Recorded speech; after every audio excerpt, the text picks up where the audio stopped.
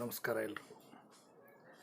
ವಿದ್ಯಾರ್ಥಿಗಳೇ, ಈ ಅವಧಿಯಲ್ಲಿ ನಾವು ಆಧುನಿಕ ಕನ್ನಡ ಸಾಹಿತ್ಯ ಆಶಯ ಮತ್ತು ಅಭಿವ್ಯಕ್ತಿ ಎನ್ನುವ ಅಧ್ಯಾಯದಲ್ಲಿ ನವೋದಯ ಸಾಹಿತ್ಯ ಚಳುವಳಿಯ ಕುರಿತು ತಿಳ್ಕೊಳ್ಳುವಂತಹ ಪ್ರಯತ್ನವನ್ನು ಮಾಡೋಣ.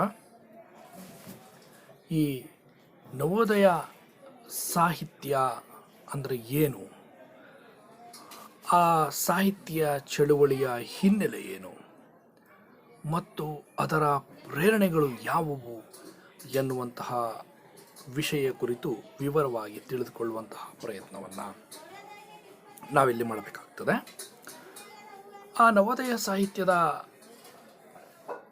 ಹಿನ್ನೆಲೆಯನ್ನು ನಾವು ನೋಡೋದಾದರೆ, ಕನ್ನಡ ಸಾಹಿತ್ಯ ಅನ್ನೋದು ನಮಗೆ ಹಲ್ಮಿಡಿ ಶಾಸನದಿಂದ ಪ್ರಾರಂಭವಾಗ್ತದೆ. ಬರವಣಿಗೆಯ ರೂಪದ ಮೊದಲ ಒಂದು ಆಕರ ಅಂದರೆ ನಮಗೆ ಹಲ್ಮಿಡಿ ಶಾಸನ. ಅದು 5ನೇ ಶತಮಾನಕ್ಕೆ ಸಂಬಂಧಪಟ್ಟಿತ್ತು. ಅಂದರೆ 1,500 ವರ್ಷಗಳ ನಿಖರವಾದ ಇತಿಹಾಸ ನಮ್ಮ ಕನ್ನಡ ಸಾಹಿತ್ಯಕ್ಕಿದೆ. ಅಲ್ಲಿಂದ ಕನ್ನಡ ಸಾಹಿತ್ಯ ಹೇಗೆಲ್ಲ ಬೆಳೆದು ಬರ್ತದೆ.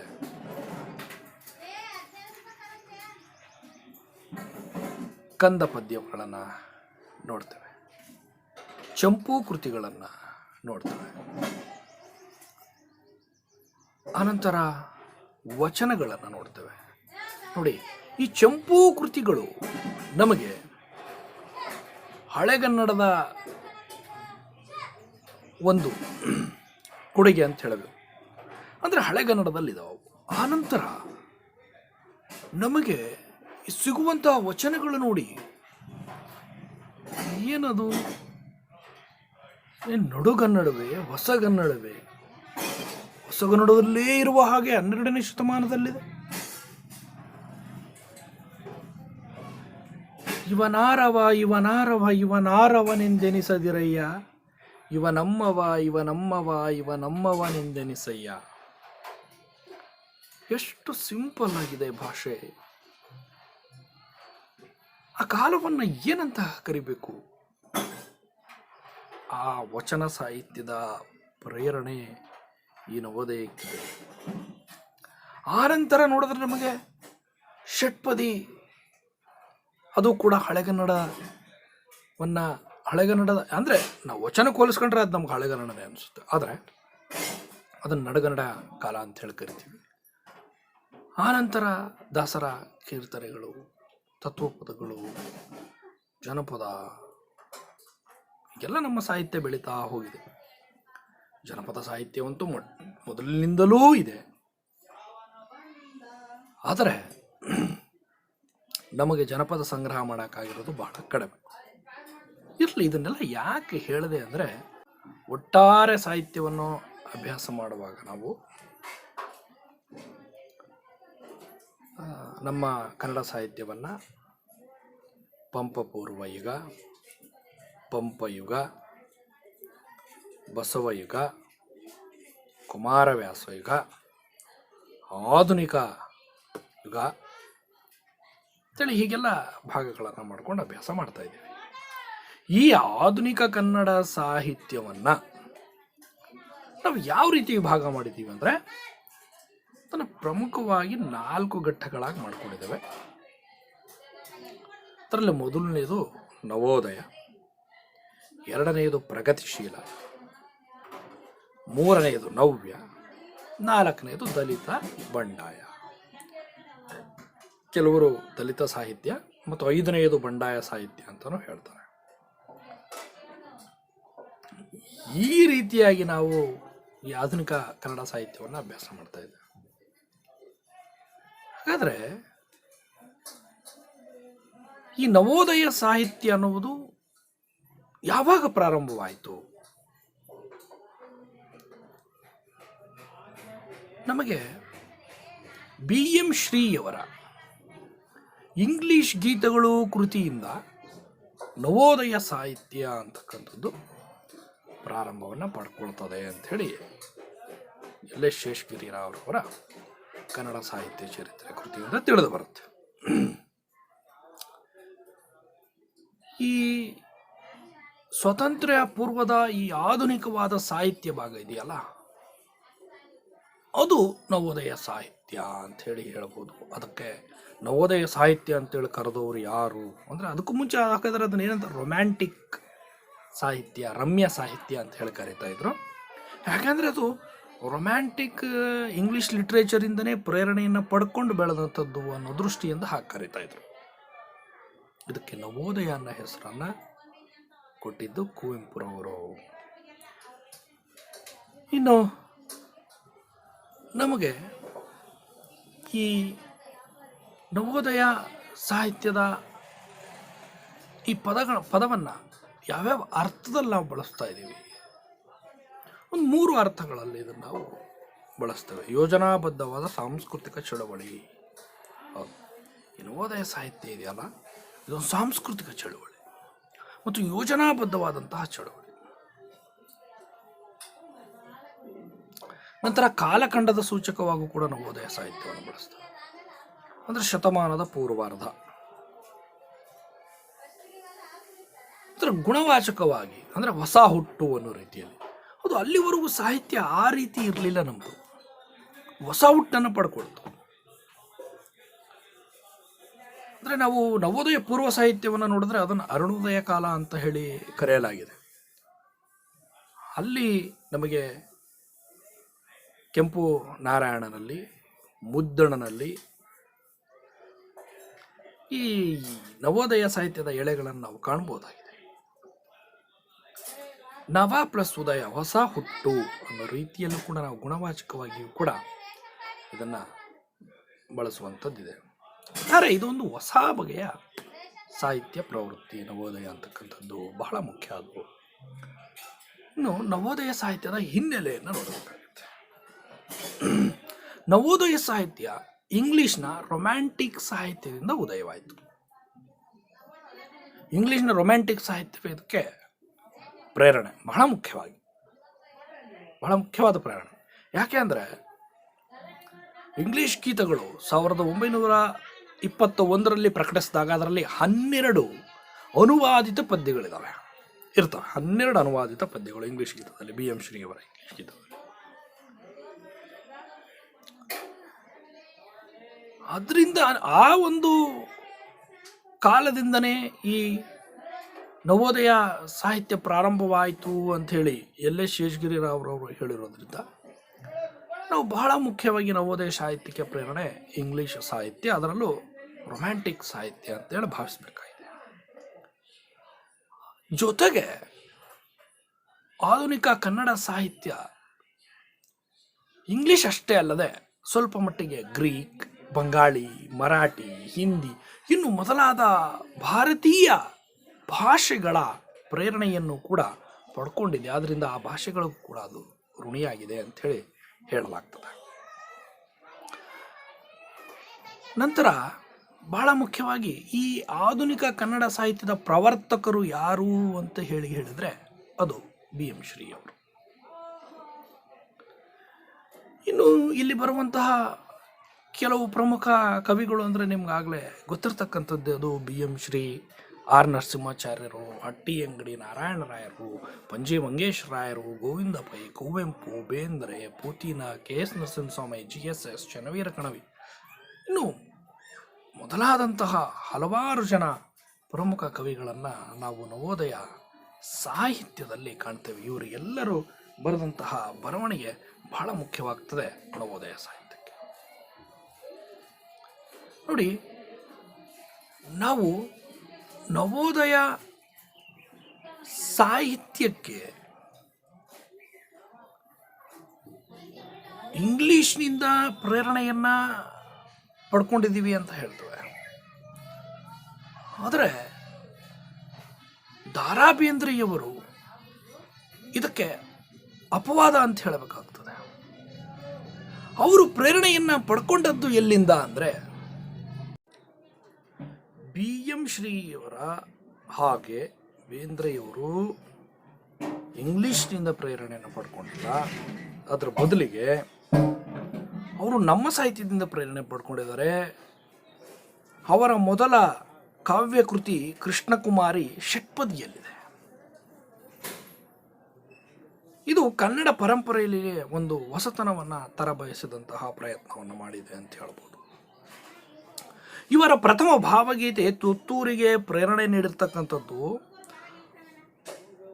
ಆಧುನಿಕ ಮರಾಠಿ ಕಾವ್ಯದ ಜನಕರಾದ ಕೇಶವಸುತರವರ ತುತಾರಿ ಎಂಬ ಕವಿತೆ. ಇದು ಪ್ರಕಟವಾದದ್ದು 1918ರಲ್ಲಿ. ಇವರ ಬೆಳಗು ಕೃತಿ ಪ್ರಕಟವಾಗದು 1919ರಲ್ಲಿ. ಈ ಕವಿತೆ ನವೋದಯ ಕಾವ್ಯದ ಎಲ್ಲ ಲಕ್ಷಣಗಳನ್ನು ಒಳಗೊಂಡಿದ್ದು ನವೀನ ಕಲ್ಪನೆಯಿಂದ ಅನನ್ಯವಾಗಿರತಕ್ಕಂಥದ್ದು. ಯಾವುದು? ಬೆಳಗು. ನನಗೆ ಬಹಳ ಇಷ್ಟವಾದ ಕವಿತೆ ಕೂಡ ಇದು. ಏಳು ಚಿನ್ನ ಬೆಳಗಾಯ್ತು ಅಣ್ಣ ಮೂಡಲವು ತೆರೆಯ ಕಣ್ಣ, ನಕ್ಷತ್ರ ಜಾರಿ ತಮವೆಲ್ಲ ಸೋರಿ ಮಿಗಿಲಹುದು ಬಾನ ಬಣ್ಣ. ಎಂಥ ಅದ್ಭುತವಾದ ಸಾಲುಗಳಿವೆ. ಜೇನುಣದ ಎದೆಗೆ ಹೂಬಾಣ ಹೂಡಿ ಜುಮ್ಮೆಂದು ಬಿಟ್ಟ ಮಾರ, ಗುಡಿಗೋಪುರಕ್ಕೂ ಬಲೆ ಬೀಸಿ ಬಂದ ಅಗೋ ಬೆಳಕು ಬೇಟೆಗಾರ. ನಿಶೆ ಇಳಿದ ಉಷಯ ಎಳೆನಗೆಯ ಬಗೆಗೆ ಸೋತಿರಲು ಜಗವು ಸವಿಗೆ, ಕಣ್ಣಿದುರು ಒಂದು ಕಟ್ಟಿತ್ತು ಕನಸು ಕೂಗೊಂದು ಬಂತು ಕಿವಿಗೆ. ಮಕ್ಕಳಿರ ಕೇಳಿ ರಸ ಕುಡಿಯಲೇಳಿ ಹುಸಿ ನಿದ್ದೆಗಿದ್ದೆ ಸಾಕು, ಈ ತುಂಬಿ ಬಾಳು ತುಂಬಿರುವ ತನಕ ತುಂಬಿ ಕುಡಿಯಬೇಕು. ಈ ತುಂಬಿ ಬಾಳು ತುಂಬಿರುವ ತನಕ ತುಂಬಿ ಕುಡಿಯಬೇಕು. ಎಂತಹ ಅದ್ಭುತವಾದ ಸಾಲುಗಳನ್ನು ಕೊಟ್ಟಿದ್ದಾರೆ ಬೇಂದ್ರೆ. ನಿಜವಾಗ್ಲೂ ಕೂಡ ಇಲ್ಲಿಂದನೇ ನವೋದಯ ಪ್ರಾರಂಭವಾಯಿತು ಅಂತ ಹೇಳಬೇಕಾಗುತ್ತೆ. ಇಡೀ ಕರ್ನಾಟಕಕ್ಕಲ್ಲದೆ ಇದ್ದರೂ ಧಾರವಾಡ ಭಾಗಕ್ಕೆ ನಿಜವಾಗ್ಲೂ ಕೂಡ ನವೋದಯದ ಪ್ರವರ್ತಕರು ಅಂಥೇಳಿ ನಾವು ಬೇಂದ್ರೆಯವರನ್ನು ಕರೀಬೇಕಾಗುತ್ತೆ. ಈ ಕವನದ ಮತ್ತು ತುತ್ತೂರಿಯ ಕವನದ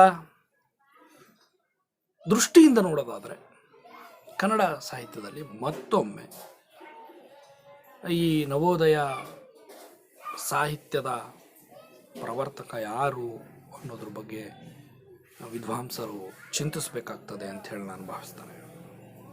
ಮತ್ತು ಇವರು ದೇಶಿ ಸಾಹಿತ್ಯದ ಮೇಲೆ ಎಷ್ಟು ಇವರು ಪ್ರಭಾವಿತರಾಗಿದ್ದರು ಅನ್ನೋದನ್ನು ಗಮನಿಸಿದ್ರೆ ನೋಡಿ, ಇವರು ಸಾನೆಟ್ಟನ್ನು ಅಷ್ಟಷಟ್ಪದಿ, ಸುನೀತವನ್ನು ಅಷ್ಟಷಟ್ಪದಿ ಅಂತ ಹೇಳಿ ಕರೀತಾರೆ. ಷಟ್ಪದಿಯ ಒಂದು ಹೆಸರನ್ನು ಅಲ್ಲೂ ಕೂಡ ತರ್ತಾರೆ. ಜೊತೆಗೆ ಇವರು ತಮ್ಮ ಆತ್ಮಕಥೆಯಲ್ಲಿ ಹೇಳ್ಕೊಳ್ತಾರೆ, ನನಗೆ ಯಾರ್ಯಾರು ಪ್ರೇರಣೆಯನ್ನು ನೀಡಿದ್ದಾರೆ ಅಂದರೆ ಗಾಂಧಿ, ರವೀಂದ್ರ, ಅರವಿಂದರು ಇವ್ರ ಪ್ರೇರಣೆ ಇದೆ ಅಂತ ಹೇಳ್ತಾರೆ. ಆ ಒಂದು ಮಾತುಗಳನ್ನು ನೆನಪಿಸ್ಕೊಳ್ಳೋದಾದರೆ, ಗಾಂಧಿ, ರವೀಂದ್ರ, ಅರವಿಂದ ಈ ಮೂರೊಲೆಯ ಮೇಲೆ ಗೆಳೆಯರ ಪಾಕಸಿದ್ಧಿ ನಡೆದಿದೆ. ಗಾಂಧಿ, ರವೀಂದ್ರ, ಅರವಿಂದ ಈ ಮೂರೊಲೆಯ ಮೇಲೆ ಗೆಳೆಯರ ಪಾಕಸಿದ್ಧಿ ನಡೆದಿದೆ ಅಂತ ಹೇಳ್ತಾರೆ. ಜೊತೆಗೆ ಮುಂದುವರೆದು ಹೇಳ್ತಾರೆ, ಗಾಂಧಿ ಬಯಲು, ರವೀಂದ್ರ ನಾಟಕ ರಂಗ, ಅರವಿಂದ ಸಮಾಧಿ ಇವು ಸಾಧನ ಸೋಪಾನದ ತಪ್ಪಲು ಭೂಮಿ ಅಂತೇಳಿ. ಇದು ಬಹಳ ಮುಖ್ಯವಾದ. ನಾವು ಕನ್ನಡ ಸಾಹಿತ್ಯದ ಈ ನವೋದಯ ಸಾಹಿತ್ಯವನ್ನು ಇಡೀ ಕರ್ನಾಟಕದಾದ್ಯಂತ ಒಂದೇ ಕಾಲದಲ್ಲಿ ಪ್ರಾರಂಭವಾದರೂ ಬೇರೆ ಬೇರೆ ರೀತಿಯಲ್ಲಿ ಅದು ಪ್ರಾರಂಭವಾಗಿದೆ. ಪ್ರಭಾವಗಳು ಬೇರೆ ಇದ್ದಾವೆ. ಮೈಸೂರು ಭಾಗದ ಕನ್ನಡ ಸಾಹಿತ್ಯಗಳಿಗೆ ಪ್ರಭಾವ ಅಂದರೆ BM ಶ್ರೀಯವರ ಇಂಗ್ಲಿಷ್ ಗೀತೆಗಳ ಪ್ರಭಾವ ಇದೆ. ಇಂಗ್ಲಿಷಿನ ಪ್ರಭಾವ ಹೆಚ್ಚಾಗಿದೆ. ಧಾರವಾಡ ಭಾಗಕ್ಕೆ ಅಂದಾಗ ಅರವಿಂದರು, ರವೀಂದ್ರನಾಥ ಠಾಗೂರ್, ಗಾಂಧೀಜಿ, ಮರಾಠಿ ಸಾಹಿತ್ಯದ ಪ್ರಭಾವ ಹೆಚ್ಚಾಗಿ ನಾವು ಕಾಣ್ತೇವೆ. ಜೊತೆಗೆ ಬೇಂದ್ರೆಯವರು ಬಾಲ್ಯಕಾಂಡ ಎಂಬ ನೀಳ್ಗವನದಲ್ಲಿ ಹೇಳ್ತಾರೆ, ಶಾಂತ ಕವಿ, ಕಾವ್ಯಾನಂದ ಇವರ ಪ್ರಭಾವವನ್ನು ಅಲ್ಲಿ ಅವ್ರು ನೆನಪಿಸ್ಕೊಳ್ತಾರೆ. ಜೊತೆಗೆ ಲಾವಣಿ, ಕೋಲು ಹಾಡು, ದಾಸರ ಪದ, ಪಾರಿಜಾತದ ಹಾಡುಗಳು ಮುಂತಾದವುಗಳು ಇವರಿಗೆ ಪ್ರೇರಣೆ ನೀಡಿರೋದನ್ನು ಅಲ್ಲಿ ನೆನಪಿಸ್ಕೊಳ್ತಾರೆ. ಹಾಗೆಯೇ ಇಂಗ್ಲೀಷಿನ ಎಮರ್ಸನ್ ಮತ್ತು ಕೀಟ್ಸ್ರನ್ನು ಕೂಡ ನೆನೀತಾರೆ. ಇದು ಬಹಳ ಮುಖ್ಯ. ಯಾಕಂದರೆ ನಾವು ಒಂದು ಯುಗದ ಪ್ರವರ್ತಕರು ಅಂತ ಹೇಳಿ BM ಶ್ರೀಯವರನ್ನ ಗುರುತಿಸಿದಾಗ ಎಲ್ಲ ಒಂದು ಕಡೆ ಬೇಂದ್ರೆಯವರನ್ನು ಕಡೆಗಣಿಸೋದವ ಅನ್ನುವಂತಹ ಒಂದು ಆಲೋಚನೆ ಬರ್ತದೆ. ಇನ್ನು ನವೋದಯ ಸಾಹಿತ್ಯಕ್ಕೆ ಪ್ರೇರಣೆ ಅಂತ ಹೇಳಿ ನೋಡೋದಾದರೆ ಪಾಶ್ಚಾತ್ಯ ಪ್ರೇರಣೆ ಪ್ರಭಾವ ಇದು ಖಂಡಿತವಾಗಿದೆ. ಪಾಶ್ಚಾತ್ಯ ಪ್ರೇರಣೆ ಅಂದಾಗ ನಾವು ಆ ಸಾಹಿತ್ಯದ ಪ್ರೇರಣೆ ಒಂದು ಕಡೆ ಆದರೆ, ಆ ಪಾಶ್ಚಾತ್ಯರ ಶಿಕ್ಷಣ ನಮಗೆ ದೊರೆತು ಅದರಿಂದ ನಮ್ಮಲ್ಲಿ ಹಲವಾರು ಬದಲಾವಣೆಗಳಾದವು. ಆ ಬದಲಾವಣೆಗಳಲ್ಲಿ ಸಾಹಿತ್ಯ ರಚನೆಯಲ್ಲಿ ಆದಂತಹ ಬದಲಾವಣೆ ಕೂಡ ಪ್ರಮುಖವಾದದ್ದು. ಈ ಪಾಶ್ಚಾತ್ಯರ ಪ್ರೇರಣೆ ಅದರಲ್ಲೂ ಬಹಳ ಮುಖ್ಯವಾಗಿ ರೊಮ್ಯಾಂಟಿಕ್ ಕವಿಗಳಾದ Wordsworth, Shelley, Keats, Burns, Tennyson, Shakespeare ಇನ್ನು ಮೊದಲಾದವರು ಪ್ರೇರಣೆಗಳಿದ್ದಾವೆ. ಶೇಕ್ಸ್ಪಿಯರ್ನ ಕಾವ್ಯಗಳು ಕನ್ನಡಕ್ಕೆ ಅನುವಾದಗೊಳ್ತವೆ. ಬಸಪ್ಪ ಶಾಸ್ತ್ರಿಗಳು ಶೇಕ್ಸ್ಪಿಯರ್ನ ಮೇಲೆ ಎಷ್ಟು ಒಂದು ಆಸಕ್ತಿಯನ್ನು ತೋರಿಸಿದ್ರು ಅಂದರೆ, ಅವ್ರಿಗೆ ಇಂಗ್ಲೀಷು ಬರದೇ ಇದ್ರೂ ಕೂಡ ಬೇರೆಯವರಿಂದ ಅದರ ಅರ್ಥವನ್ನು ತಿಳ್ಕೊಂಡು ಅದನ್ನು ಅನುವಾದಿಸುವಂತಹ ಒಂದು ಪ್ರಯತ್ನವನ್ನು ಮಾಡ್ತಾರೆ, ಅನುವಾದಿಸ್ತಾರೆ ಕೂಡ ಅವರು. ಹಾಗೆಯೇ ದೇಶೀಯ ಅಥವಾ ಪೌರಾತ್ಯ ಪ್ರೇರಣೆಯ ಪ್ರಭಾವಗಳು. ದೇಶೀಯ ಪ್ರೇರಣೆ ಬಹಳಷ್ಟು ಇದೆ. ಅದರಲ್ಲಿ ಸೈದ್ಧಾಂತಿಕ ಮತ್ತು ಆಧ್ಯಾತ್ಮಿಕ ಚಿಂತಕರ ಪ್ರಭಾವನ ನಾವು ನೋಡ್ತೇವೆ. ಅವರು ಯಾರ್ಯಾರು ಅಂದರೆ ಬುದ್ಧ, ಬಸವಣ್ಣ, ರಾಮಕೃಷ್ಣ ಪರಮಹಂಸ, ಸ್ವಾಮಿ ವಿವೇಕಾನಂದ, ಅರವಿಂದರು, ಮಹಾತ್ಮ ಗಾಂಧಿ ಮೊದಲಾದಂತಹ ಚಿಂತಕರ ಪ್ರಭಾವವನ್ನು ನಾವು ಈ ನವೋದಯ ಸಾಹಿತ್ಯದಲ್ಲಿ ಕಾಣ್ತೇವೆ. ಹಾಗೆ ವೇದೋಪನಿಷತ್ತುಗಳ ಒಂದು ಪ್ರೇರಣೆ ಈ ನವೋದಯ ಸಾಹಿತ್ಯಕ್ಕೆ ಇದೆ. ವೇದದಿಂದ ಅದು ಪ್ರೇರಣೆಯನ್ನು ಉಪನಿಷತ್ತುಗಳಿಂದ ಬಹಳ ಮುಖ್ಯವಾಗಿ ಪ್ರೇರಣೆಯನ್ನು ಪಡ್ಕೊಂಡಿರ್ತಕ್ಕಂಥದ್ದನ್ನು ಕಾಣ್ಬೋದು. ಚರಿತ್ರೆ ಮತ್ತು ಪುರಾಣ ಪ್ರಜ್ಞೆ, ಚಾರಿತ್ರಿಕ ಕಾದಂಬರಿಗಳು ರಚನೆಯಾಗ್ತವೆ. ಚರಿತ್ರೆಯಿಂದ ಪ್ರಭಾವಕ್ಕೊಳಗಾಗುತ್ತೆ ನಮ್ಮ ನವೋದಯ ಸಾಹಿತ್ಯ. ಹಾಗೂ ಪುರಾಣಗಳಿಂದಲೂ ಕೂಡ ಅದು ಪ್ರೇರಣೆಯನ್ನು ಪಡ್ಕೊಂಡಿದೆ. ನಾಡು ನುಡಿ ಪ್ರೀತಿ, ಯಾಕಂದರೆ ನಾಡಿನ ಮೇಲೆ, ಕನ್ನಡ ನಾಡಿನ ಮೇಲೆ ವಿಶೇಷವಾದಂತಹ ಪ್ರೀತಿಯನ್ನು ನಾವು ನವೋದಯ ಸಾಹಿತ್ಯಗಳಲ್ಲಿ ಕಾಣ್ತೀವಿ. ನುಡಿಯ ಮೇಲೆ ಪ್ರೀತಿಯನ್ನು ಕಾಣ್ತೇವೆ. ಅದರಲ್ಲಿ ಕುವೆಂಪುರವರಂತೂ ಬಹಳಷ್ಟು ಪದ್ಯಗಳನ್ನು ಬರೀತಾರೆ ಕನ್ನಡ ನಾಡಿನ ಬಗ್ಗೆ, ನುಡಿಯ ಬಗ್ಗೆ. ಕನ್ನಡಯನೆ ಕುಣಿದಾಡುವುದೆನ್ನೆದೆ, ಕನ್ನಡಯನೆ ಕಿವಿನಿ ಮುರುವುದು, ಬಾರಿಸು ಕನ್ನಡ ಡಿಂಡಿಮವ, ಓ ಕರ್ನಾಟಕ ಹೃದಯ ಶಿವ, ಎಲ್ಲಾದರೂ ಇರು ಎಂತಾದರೂ ಇರು, ಎಂದೆಂದಿಗೂ ನೀ ಕನ್ನಡವಾಗಿರು, ಕನ್ನಡ ಗೋವಿನ ಓ ಮುದ್ದಿನ ಕರು, ಕನ್ನಡತನ ಬಂದಿದ್ದರೆ ನಿಮಗೆ ಕಲ್ಪತರು. ಎಂಥ ಅದ್ಭುತವಾದ ಸಾಲುಗಳು. ಹಾಗೆಯೇ ನಮ್ಮ ನಾಡಗೀತೆ ಅಂಥೇಳಿ ನಾವು ಸಿಗಿಸ್ತಕ್ಕಂತಹ ಜೈ ಭಾರತ ಜನನಿಯ ತನುಜಾತೆ, ಜಯ ಹೇ ಕರ್ನಾಟಕ ಮಾತೆ. ನೋಡಿ, ಇಲ್ಲಿ ರಾಷ್ಟ್ರೀಯ ಪ್ರಜ್ಞೆಯನ್ನು ಕೂಡ ಕಾಣ್ತೇವೆ ಪ್ರೇರಣೆಯಲ್ಲಿ. ಯಾಕಂದರೆ ಸ್ವಾತಂತ್ರ್ಯವನ್ನು ಪಡ್ಕೊಳ್ಬೇಕಾಗಿತ್ತು ದೇಶ, ಬ್ರಿಟಿಷರ ಹಿಡಿತದಲ್ಲಿತ್ತು. ಆ ಸಂದರ್ಭದಲ್ಲಿ ಹಲವಾರು ದೇಶಭಕ್ತಿಯ ಕೃತಿಗಳು ರಚನೆಯಾಗ್ತವೆ, ದೇಶಭಕ್ತಿ ಗೀತೆಗಳು ರಚನೆ ಆಗ್ತವೆ. ಎಲ್ಲ ಭಾರತದ ಎಲ್ಲ ಭಾಷೆಗಳಲ್ಲೂ ಕೂಡ ರಚನೆಯಾಗ್ತವೆ. ನಂತರ ಪ್ರಕೃತಿ ಪ್ರೀತಿ ನವೋದಯಕ್ಕೆ ಬಹಳ ಮುಖ್ಯವಾದಂತಹ ಪ್ರೇರಣೆ ಈ ಪ್ರಕೃತಿ ಕೊಡ್ತದೆ. ಕುವೆಂಪುರವರು ಪ್ರಕೃತಿಯ ಪ್ರೇಮದಿಂದ ಬರೆದಂಥ ಹಲವಾರು ಪದ್ಯಗಳನ್ನು ನೋಡ್ತೀವಿ. ದೇವರು ರುಜು ಮಾಡಿದನು ಬಹಳ ಒಳ್ಳೆಯ ಉದಾಹರಣೆಯಾಗಿ ನಮಗೆ ಕಾಣ್ತದೆ. ಹಾಗೆಯೇ ಬೇಂದ್ರೆಯವರ ಬೆಳಗು, ನಂತರ BM ಶ್ರೀಯವರ ಪದ್ಯಗಳು, ಇಷ್ಟೊಂದು ಪದ್ಯಗಳನ್ನು ನಾವು ಉದಾಹರಣೆಯಾಗಿ ನೋಡಬಹುದಾಗಿದೆ. ಇವೆಲ್ಲವೂ ಕೂಡ ಆಧುನಿಕ ಕನ್ನಡ ನವೋದಯ ಸಾಹಿತ್ಯಕ್ಕೆ ಪ್ರೇರಣೆಗಳು. ಇಷ್ಟೇ ಪ್ರೇರಣೆಗಳು ಅಂತಲ್ಲ, ಜನರ ಒಂದು ಬದುಕು ಅದು ಕೂಡ ಅವರಿಗೆ ಬಹಳ ಮುಖ್ಯವಾದ ಪ್ರೇರಣೆಯನ್ನು ಕೊಡ್ತದೆ. ಇಷ್ಟೇ ಹೇಳ್ತಾ ಈ ಒಂದು ಅವಧಿಯನ್ನು ಮುಕ್ತಾಯ ಮಾಡೋಣ. ಮುಂದಿನ ಅವಧಿಯಲ್ಲಿ ಇನ್ನಷ್ಟು ನವೋದಯ ಸಾಹಿತ್ಯದ ವಿಚಾರಗಳನ್ನು ತಿಳಿದುಕೊಳ್ಳುವಂತಹ ಪ್ರಯತ್ನವನ್ನು ಮಾಡೋಣ. ಧನ್ಯವಾದಗಳು.